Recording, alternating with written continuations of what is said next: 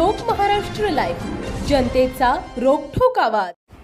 कृषी उत्पन्न बाजार समितीचे सभापती आदरणीय गणेश पाटील, शहर प्रमुख किशोर बारावकर, नगराध्यक्ष संजय गोहिल, हेमंत चव्हाण, सर्व पत्रकार बांधव आणि मित्रांनो, आंदोलन भगिनी, मी पहिल्यांदा आपल्याला सगळ्यांना या दीपावलीच्या निमित्तानं मनापासून शुभेच्छा देतो। आपण मला वाटतं 15-20 वर्षापासूनचे हे ऋणानुबंध मी फराळाच्या निमित्तानं आपल्याला आमंत्रित करतो आणि एकमेव हाच एक दिवस असा असतो की त्या दिवशी आपण सगळेजण एकत्रित येतो, एक हितगुज आपण गप्पांच्या माध्यमातून साधतो। अनेक वेळा लोकप्रतिनिधी आणि पत्रकार परिषद हा कुठला तरी विषय घेऊन येतो आणि त्याच्यावर आपण चर्चा करतो, परंतु आजचा हा दिवस असा आपला असतो की आपण या दिवशी आनंदाने गप्पा मारतो, गेट टुगेदर करतो आणि एकमेकांची हितगुज साधतो।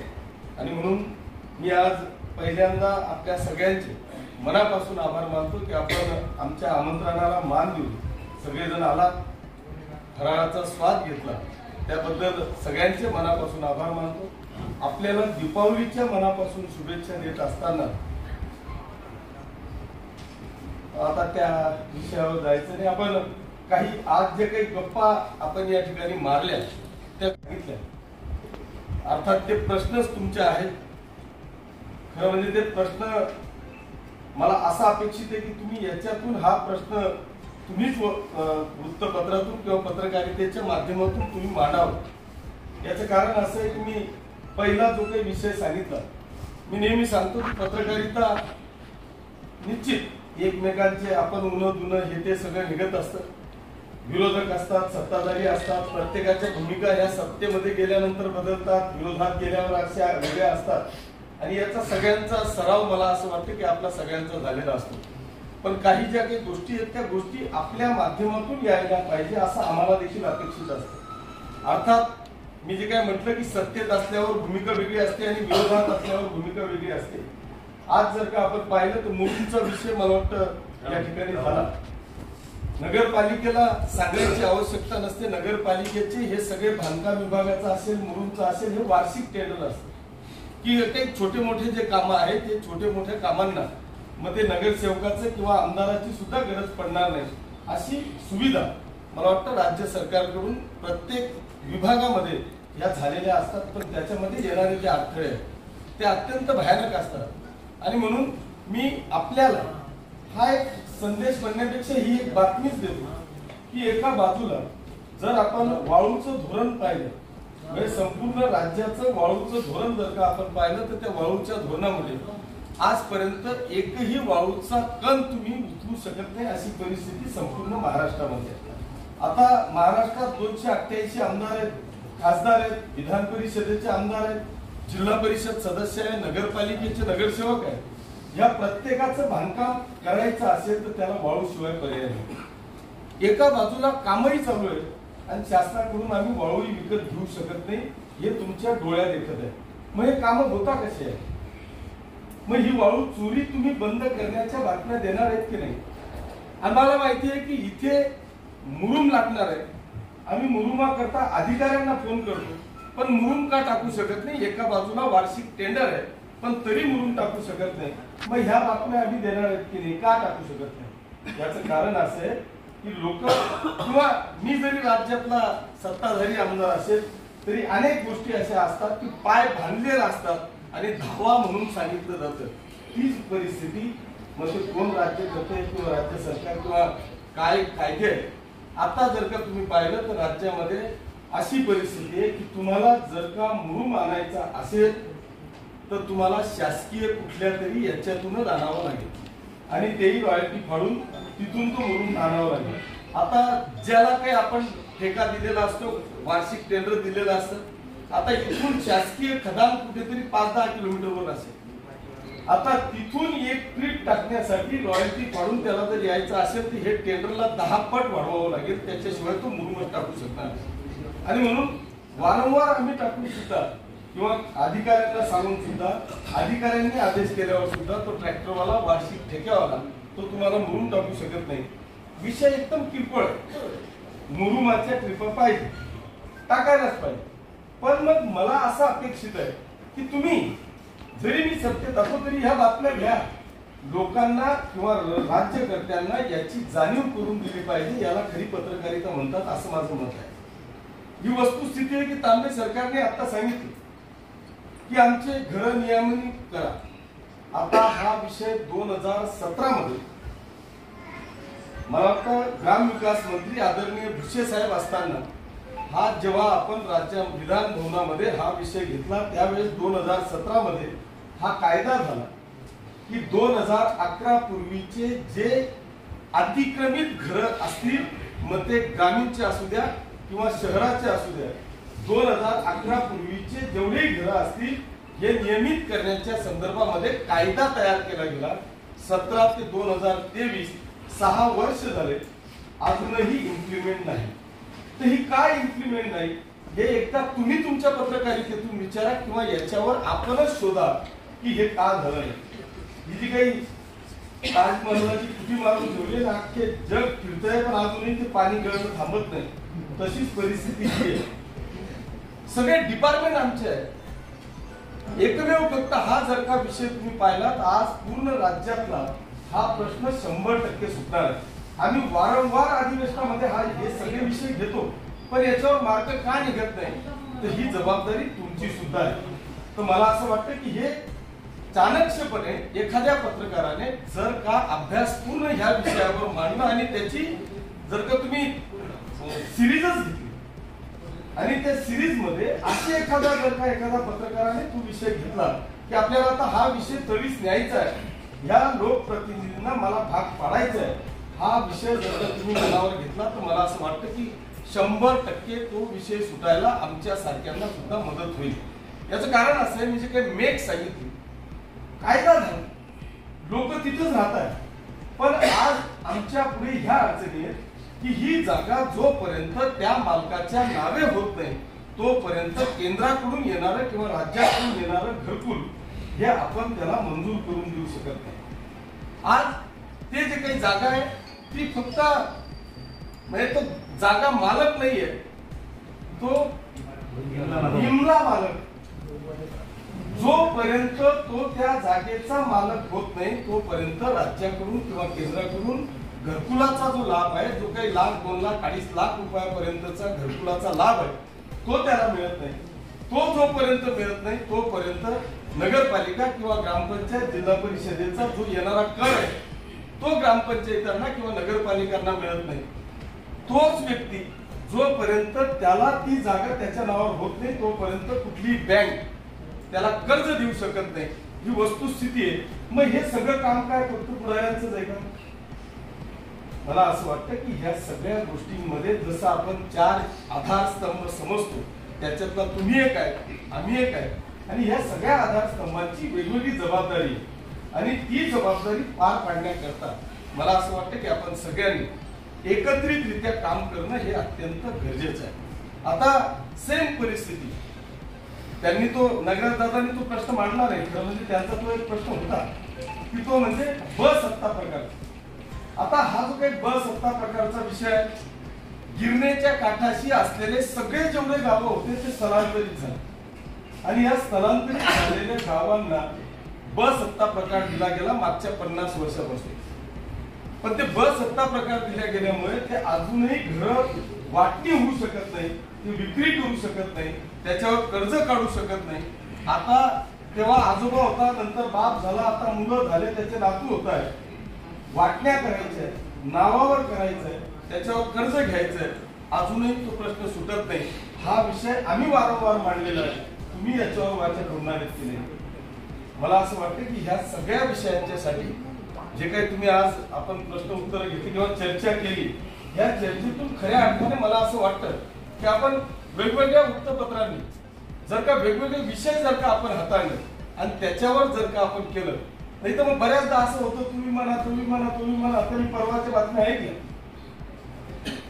यांनी निवेदन दिलं म्हणून दुष्काळ डिक्लेअर झाला, त्यांनी आंदोलन केलं म्हणून दुष्काळ डिक्लेअर झाला, मी विधान भवनात बोललो म्हणून डिक्लेअर झाला. आज तर म्हणजे अशी शंका आहे की उद्या जर का जरांगे पाटलांना मराठा समाजाचं आरक्षण मिळालं तर आमच्यासारखी हे सगळे निवेदन देणारे म्हणतील की आम्ही निवेदन दिलं होतं म्हणून जरांगे पाटलांना मराठा समाजाचं आरक्षण मिळालं. हे हास्यास्पद आहे. मला असं वाटतं की हे आपली थापडी खेळत बसण्यापेक्षा कुठेतरी स्पष्ट पत्रकारिता ठेवा ना. म्हणजे किशोरप्पा का निदान जो कोण काय करतोय याच्याकरता 8 वर्ष झाले, 8 वर्ष सातत्याने किशोरप्पांनी ह्या पाचोरा आणि भडगाव तालुक्याला 50 पैशाच्या आत आणीवारीमध्ये ठेवलं, दुष्काळी जाहीर केला. मी एकही निवेदन पाहिलं नाही. पण आता इलेक्शन डोळ्यासमोर आहे म्हणून 1 दिवस पहिले निवेदन दिलं. यांच्या निवेदनामुळे डायरेक्ट डिक्लेअर झालं. माझ्या त्यांनाही शुभेच्छा. पण आता जरा एक प्रश्न त्यांनाही विचारा.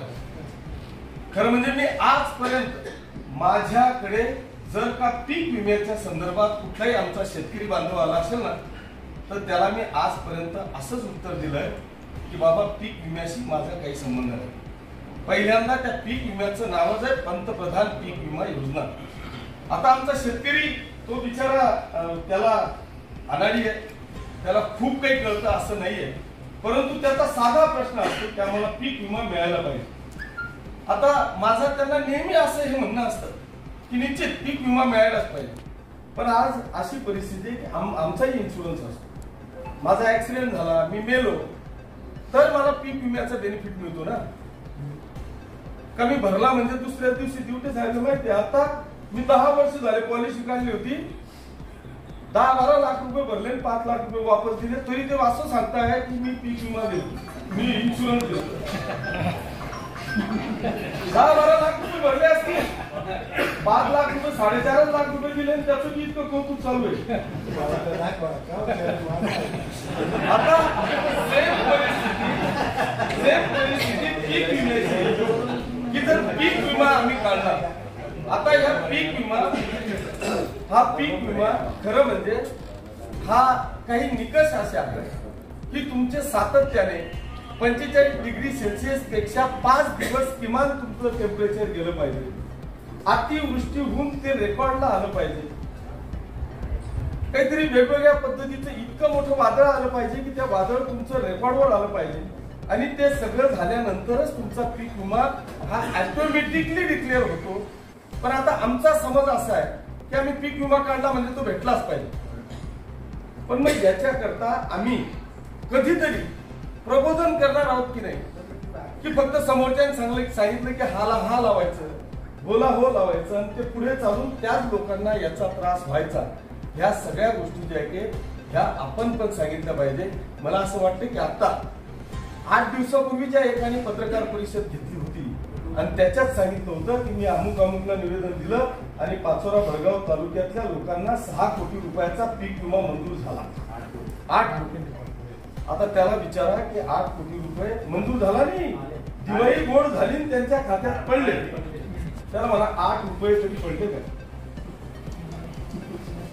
आजच्या सगळ्या पेपरांमध्ये बातम्या आहेत की पूर्ण महाराष्ट्रातल्या एकाही अकाउंटवर पीक विम्याचा पैसा पडला नाही आणि त्यांनी दिवाळी पण गोड करून टाकली. त्यांच्या निवेदनावर मला ह्या लोकांची खरंच कीव येते आणि बातम्या टाकणाऱ्यांची त्यांच्यापेक्षा जास्त कीव येते. तुम्ही घ्या ना, कारण शेवटी आम्ही कोण आहोत त्याच्यापेक्षा तुम्ही एक नामांकित पत्रकार आहात. तुमचं एक वृत्तपत्र हे नामांकित आहे.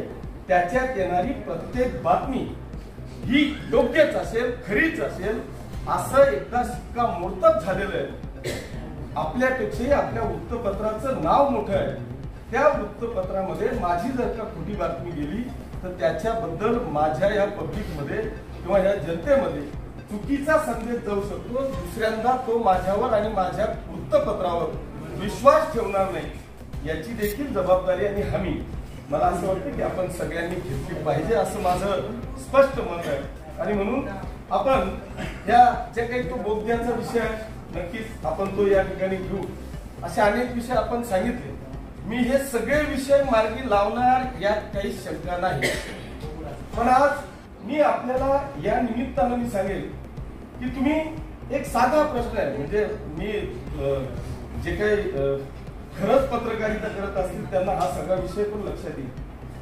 माझी सगळ्यांना या निमित्तानं विनंती आहे की तुम्ही विचार करा, शेती तीच आहे, इलेक्ट्रिक तीच आहे, शेतकरी तोच आहे, पण आज आमच्याकडे एवढी इलेक्ट्रिसिटीची मागणी किंवा ट्रान्सफॉर्मरची मागणी का वाढलेली आहे? मग उद्या MSCBवर किंवा किशोरप्पावर आरोप प्रत्यारोप करण्यापेक्षा मी एका छापातच की ही का वाढली? ट्रान्सफॉर्मर होता 5-7 वर्षापूर्वी, हेच ट्रान्सफॉर्मरवर 30 शेती चालू होती. आता अजून 30 शेती आहे. उलट शेती कमी झाली कारण काही शेती येणे झाले, घरं आले, पण तरी सुद्धा ट्रान्सफॉर्मर का होते याचा एकदा तरी आपण विचार केला का होतोय? एवढा डिमांड आपल्याला का होते? याचं कारण असं आहे, या किशोरप्पांनी मागच्या 7 वर्षात जलयुक्त शिवारापासून तर जलसंधारणापर्यंत किमान 200 पाणी अडवा जिल्ह्याची कामं या पाचोरा आणि भडगाव तालुक्यामध्ये केली. तुमची भूजल पातळी वाढली. या विहिरीला कधी पाण्याचा थेंब तिने पाहिलेला नव्हता, तिचा आता तळही दिसत नाही.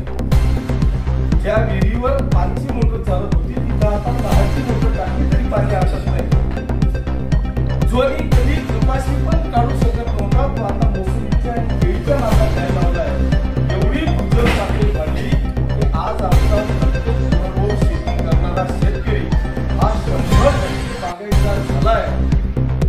याचं एकमेव कारण आपल्या या युतीच्या सरकारने, मी लोकप्रतिनिधी म्हणून ज्या पद्धतीची कामं केली त्या इतकी भूजल पातळी झाली.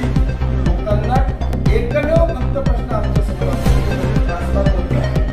त्या ट्रान्सफॉर्मरला MSCBच्या माध्यमातून आपण सगळे 33 सबस्टेशन, 132 सबस्टेशन यापुढे सगळं वाढवून सुद्धा आज मी पूर्णपणे वीज देऊ शकत नाही. याचं एकमेव कारण आमच्या जमिनीची भूजल पातळी झाली. आणि म्हणून आज हा सगळा विषय या ठिकाणी आमच्या डोळ्यासमोर येतोय. आणि म्हणून बांधवांनो, या सगळ्या गोष्टी करत असताना नक्कीच पत्रकार हा विषय अत्यंत महत्वाचा आहे, पण पॉझिटिव्हनेस कसा आपल्याला तिथपर्यंत पोहोचवता येईल? आज माझ्या समोर एकमेव प्रश्न आहे, तो म्हणजे शेत रस्त्यावर. आता माझ्याकडे ग्रामीण भागात आमच्या गावाचा रस्ता खराब आहे असं एकही जण येत नाही. आता मला फक्त शेत रस्ता आहे. याचं कारण सगळे रस्त्यांची जाळी आपण भिनलं, सगळीकडे रस्ते 1% 100% कंप्लीट केले. आता प्रश्न फक्त माझ्याकडे शेत रस्त्यांचा आहे. मग माझी आपल्याकडून अशी अपेक्षा आहे की तुम्ही असं का प्रबोधन करू शकत नाही की आज माझ्याकडे मी आपल्याला सांगतो, आला 1 वर्ष झालं 100 किलोमीटर रस्ते मंजूर करून वर्कऑर्डरी तयार शेत रस्त्यात, शेतपालन रस्ते का करू शकतो नाही? याच्यावर तुमची ही जबाबदारी. याच्यासाठी हे विषय घेतोय की आज 100 किलोमीटर गरजेचे आहे. सगळे जण शेत रस्ते मागताय, पण मग आम्ही अशी एखादी प्रबोधनकर बातमी दिली का की हा शेत रस्ता करण्यासाठी नॉर्म्स असेल की किमान 20 फूट रस्ता आम्हाला दिला गेला पाहिजे. आता जर का कायद्याने पाहायला गेलं तर जो नकाशावर रस्ता आहे तो कायद्याने 20 फूट आहेच आहे, कायद्याने. पण शेतकऱ्यांची मानसिकता आता अशी झाली, आम्ही शेतकऱ्यांचे पुत्र, आम्ही जेव्हा शेतामध्ये जायचो तेव्हा पोळ्याच्या दिवशी बैलगाडी घेऊन बाण एवढाले राहायचे की आम्ही गवत कापून बैलांना, गुराढोरांना 4 दिवस पोळ्याचा सण म्हणून त्यांच्या खांद्यालाही तेल लावायचो आणि त्यांना ते इतकं नरम बांधावरचं गवत खाऊ घालायचो. आज बाण सोडा, रस्ताही शिल्लक ठेवला नाही. म्हणजे तुम्हाला रस्ताही पाहिजे आणि नियमाच्या आत नको. आम्ही शेतात पिकवण्यापेक्षा बांधावर कसं घुसता येईल हा जो काही आमचा प्रयत्न आहे, त्या प्रयत्नावर आम्ही प्रबोधन करणार आहोत की नाही, ह्या बातम्या आमच्या जाणार आहेत की नाही, लोकांना हे सांगू शकणार आहेत की नाही. अर्थात कायदेशीर आपण आजही तो रस्ता घेऊ शकतो, पण मग आता ह्याच मस्त्या करायच्या का? आजही तुम्ही जर का पाहिलं तर तहसीलदार, प्रांत आणि आपले SDM आणि JMHC कोर्टापर्यंत साहेब यांचे आयुष्य चाललं गेलं. रस्ता मागत मागत आणि रस्ता नाकारत आयुष्य गेलं, लाखो रुपये गेले, तरी तो वाद अजून संपुष्टात आलेला नाही. पण असा आम्ही कधीतरी अशा एखाद्या गावात किंवा त्या तालुक्यात अशा पद्धतीने घेऊन निदान हा रस्ता जर यांनी कायदा दाखवला, कायद्याच्या चौकटीत जर का यायचं म्हटलं तर आम्ही 100%, कारण तो कायदा आम्ही शेतीचे सुद्धा मालक नाही, आम्ही चालक आहोत. आम्ही आजही राज्य सरकारला या राज्यातला प्रत्येक शेतकरी हा शेत सारा देतोय, आपण भाडं देतोय, आम्ही मालक नाही आहोत. मग असं असताना आम्ही साधा रस्ताही घेऊ शकत नाही का? घेऊ शकतो, पण ह्या गोष्टी आपण सगळ्याच गोष्टी कायद्याने करणार आहोत का? आम्ही स्वतःची मानसिकता कधी तयार करणार आहोत? ह्या सगळ्या अशा एक ना अनेक गोष्टी बांधवांनो या ठिकाणी. तुम्ही आता गिरण्याचा विषय पाहिला असेल, पुलाचा, कोणीतरी मला सांगितलं आता गिरण्याच्या पुलाचा एकदा तरी अशी तुम्ही बातमी द्या ना. जर तुम्ही इंग्रजांच्या काळापासून जर तुम्ही पाहिलं असेल तर या पाचोरा आणि भडगाव तालुक्याच्या गिरणा नदीवर एक फक्त त्या भडगावचा गिरणावरचा पूल आणि त्या पांथाचा पूल, ऋषी पांथाचा पूल जर का सोडला तर ह्या गिरणा नदीवर तुम्हाला कुठेही पूल दिसणार नाही. आज आपण ह्या 5 वर्षामध्ये गुढे नावरे केला, पांढरत निंबोरा केला, भडगाव वाघ केला, भडगाव पेठ ते भडगाव आझाद चौक केला, दोघं भातखंडे मंजूर केला, मायजी ते उतराण मंजूर केला. आत्ताच्या बजेटमध्ये हा जो काही जुना गिरणा पूल आहे तोही डबघाईस आलेला आहे, त्यालाही आता नूतनीकरणामध्ये घेतोय. आणि आता शेवटचा फक्त माझा राहिलाय दोघं बांबरूड. एवढं जर का झालं तर गिरणेवरचे स्वातंत्र्यानंतरचा जो एक पूल होता तो आपल्या तालुक्यातला, आज 7 पूल आपण त्या ठिकाणी टाकले, याची किंमत किमान 125 करोड रुपये. पॉझिटिव्ह आपण काहीतरी घेणार आहोत की नाही? ह्या सगळ्या मला असं वाटतं की आपण ह्या सगळ्या गोष्टींमध्ये नाही तर बस ते सगळ्यांनी निवेदन दिलं मंजूर झालं, चांगली म्हणजे आम्ही हे सगळं करून मी तुम्हाला सांगतो, मी भूमिपूजनाला माझे लोक सांगतात आता मी एवढ्या मोठ्या पाणी पुरवठ्याच्या योजना आपण मंजूर केल्या. माझा प्रत्येक कार्यकर्ता मला सांगायचा आपण एवढं सगळं करतोय आणि श्रेय लोक घेत आहेत. अनेक जण तिथं सांगतात ना, काही लोकांनी सांगितलं की मी त्याचा पाठपुरावा केला आणि हामुक गावाची पाईपलाईन मी मंजूर करू नये, चांगलं केलं. अर्थात तो कार्यकर्ता बिचारा मला तळमळीने सांगतोय की तू ये त्याचा श्रेय घे. आता तुम्हाला इथला प्रत्येक कामाचा साक्षीदार किंवा अध्यक्ष हा आमदार असतो. किशोरप्पा म्हणून मी म्हणणार नाही, पण एखादा आमदार त्या तालुक्याच्या किंवा त्या मतदारसंघाच्या होणाऱ्या कार्यक्रमाचा 100% त्या कामाचा तो अध्यक्ष असतो. त्याच्या अध्यक्षतेशिवाय, त्याच्या पाठपुराव्याशिवाय त्या तालुक्याचं, त्या मतदारसंघाचं, मग तो कुठल्याही पक्षाचा त्याच्या पाठपुराव्याशिवाय ते काम येऊच शकत नाही. वस्तुस्थिती आहे. असे अनेक विषय बांधवांनो आहेत. मला असं वाटतं की आपण आज दिवाळीचा सण आहे, आपण जास्त फलावर जर गेलं तर अजून काय अर्धा एखादा हा क्रीडा संकुलाचा विषय राहून गेला. आता क्रीडा संकुलाचा इतक्या वर्षापासूनचा प्रलंबित असलेला विषय होता. मला वाटतं देवकर आप्पा पालकमंत्री असताना, सतीश अण्णासाहेब त्या तालुक्याचे आमदार असताना, म्हणजे तेव्हा तो इकडे पण जॉईन नव्हता, पारोळा भडगाव असताना ते क्रीडा संकुल मंजूर होते. आणि त्या क्रीडा संकुलचा त्या दिवसापासून प्रलंबित विषय होता. मध्ये मी 1 करोड रुपये मंजूर केले, पण थकीत बिलातच ते गेले होते, कारण तिथं चुकीचे विषय चालू होते. तुम्हीच लक्षात आणून दिलं आपल्या पत्रकार बांधवांनी. आपण त्याच्यावर काहीतरी 50-50 लाख रुपये मंजूर केले होते, परंतु आता आपण 4.5 करोड रुपये मंजूर करून त्याचा 100% प्रश्न हा मार्गी लावलेला आहे. त्याचं काम म्हणजे टेंडर वगैरे वर्कआउट या प्रोसेस मध्ये ते कदाचित असेल.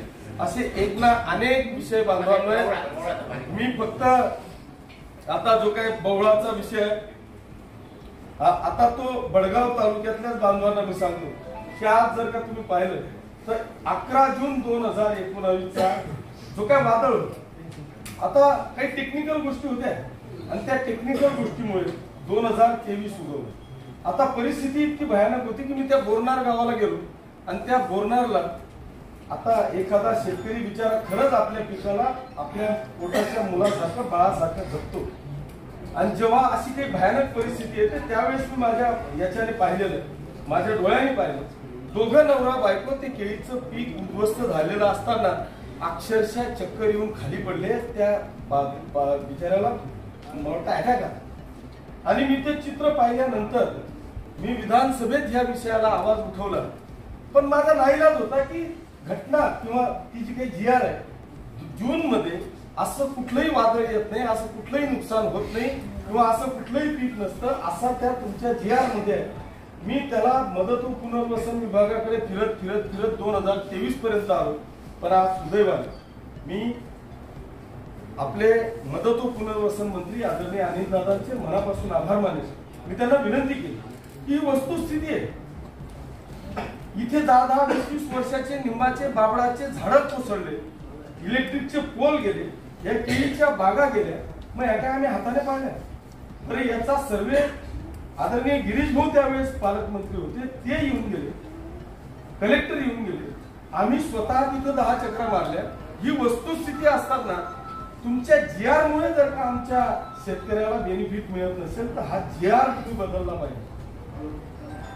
मी लढत आलो. पण मी अनिल दादांचे मनापासून आभार मानेन की त्यांनी ह्या गोष्टीला विशेष बाब म्हणून मला मंजुरी दिली आणि 23 मध्ये का होईना ते आपल्याला यश प्राप्त झालं. आज त्या ठिकाणी एक चांगलं काम झालं. सेम परिस्थिती आमच्या कल्याणीची होती.